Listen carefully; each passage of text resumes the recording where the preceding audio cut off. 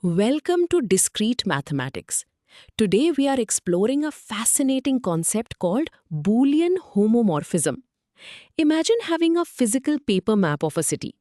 If you walk 2 blocks north in the real city, your finger moves 2 inches up on the map. The action in the real world perfectly matches the action on the map. In mathematics, we often want to translate problems from a complicated world into a simpler world to solve them easily. A homomorphism is exactly this kind of perfect translation. Let us dive in and see how it works. Now that we understand the map analogy, let us look at what this means for logic. Why does this concept matter? In computer science and mathematics, we often deal with massive, complex systems. If we can translate these into simpler systems without losing their logical structure, we can solve problems much faster. A Boolean homomorphism is a special function that bridges two completely separate Boolean algebras. It guarantees that if you combine two things in the first world and then translate the result, you get the exact same answer as if you translated the things first and combined them in the second world. It acts like a perfect mirror for logical structures. To make this translation work, we need strict rules. The first and most crucial rule is the preservation of the OR operation. Conceptually, this formula states that translating a combined logical OR statement gives the exact same result as translating each piece separately and then combining them. Let us look at the symbols. The letter F represents our translation function. The variables A and B are any two elements from our starting Boolean algebra. The V-shaped symbol represents the logical OR operation. If the inputs A and B change, the function must consistently mirror their OR relationship in the new algebra. If this rule is broken, the bridge collapses, and the function fails to be a homomorphism. Before we move on to the other rules, let us see this OR preservation visually. On the screen, you are looking at two separate worlds. Boolean algebra B1 on the left and B2 on the right.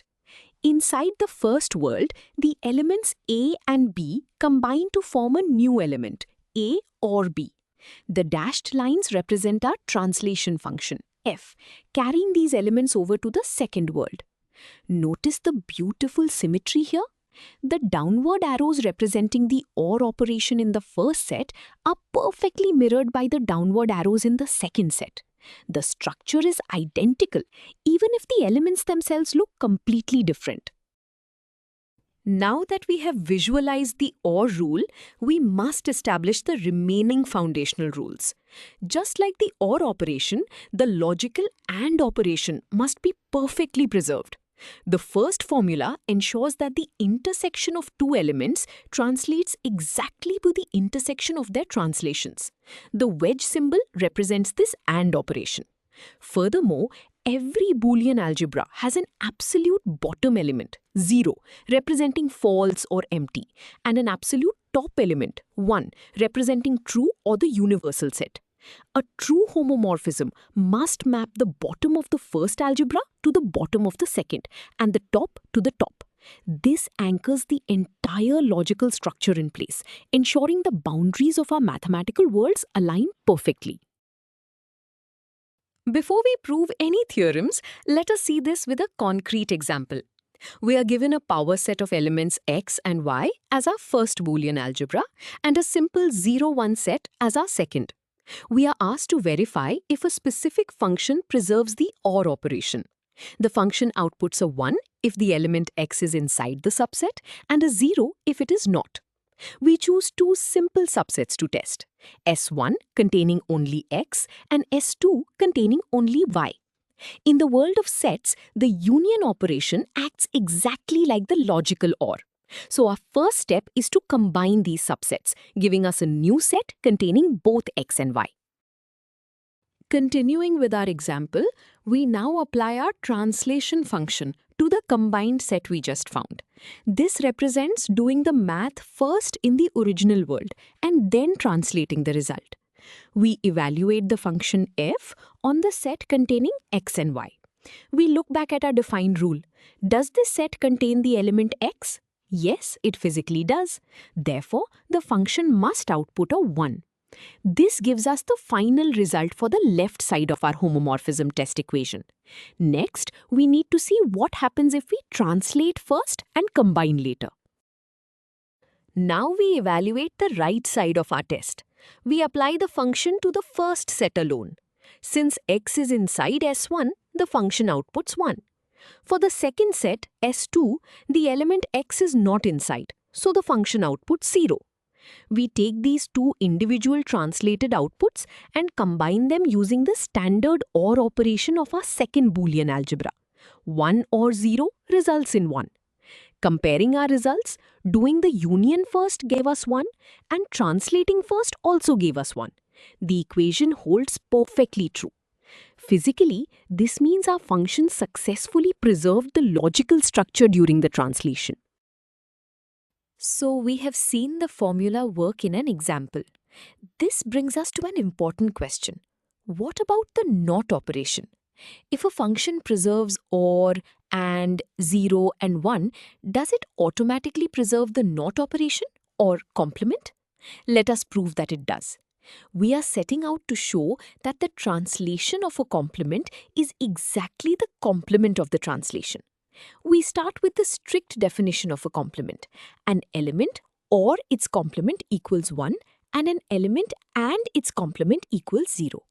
We apply our translation function to both sides of the OR rule. Because we already know our function preserves the OR operation, we can split the left side. We also know the top element maps to 1. This gives us our first critical piece of the puzzle. Moving to the next step of our proof, we take the second defining rule of a complement, which involves the AND operation. Just as before, we apply our translation function to both sides of the equation. The left side is the function applied to the AND combination, and the right side is the function applied to the bottom element, 0. Because our function preserves the AND operation, we can split the left side into f of a and f of a prime. We also know that the bottom element 0 maps perfectly to 0. This gives us our second critical equation. We are now ready to combine these pieces. Let us look closely at the two equations we have derived. We have f of a or f of a prime equals 1 and f of a and f of a prime equals 0. Notice anything special? These are the exact defining rules for a complement in the second Boolean algebra. Because these two equations perfectly match the definition, it forces f of a prime to act exactly as the complement of f of a. The math leaves no other option. This gives the final result. The translation of the complement is exactly the complement of the translation. We have successfully proven that the NOT operation is naturally preserved without needing to be stated as a separate requirement.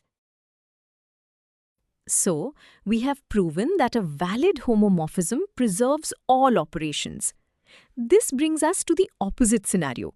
What happens when a function fails? It is equally important to understand broken bridges. Not every function that maps elements from one Boolean algebra to another is a homomorphism. If a function alters the logical relationships, if even one operation like AND, OR, or NOT is broken during the translation, the entire bridge collapses. In computer science, if a compiler uses a broken mapping to simplify data, it risks changing the actual logic, causing computers to calculate incorrect results and crash. We can easily verify if a function is broken by testing it against our strict rules. Let us see a concrete example of a failing function. We take the standard 0-1 Boolean algebra for both our starting and ending worlds.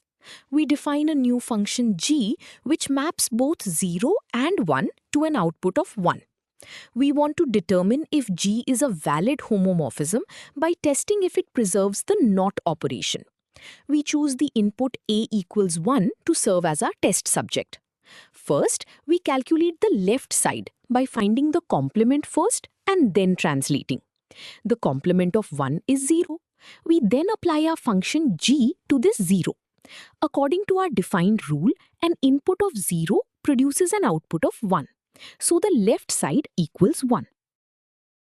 Now we evaluate the right side by translating first and then finding the complement. We apply the function g to our original input 1. The rule states that g of 1 outputs 1. Next, we take this output and apply the NOT operation to it in the second Boolean algebra. The complement of 1 is 0. This is the final result of the right side. Comparing the two sides, we see a clear and fatal mismatch.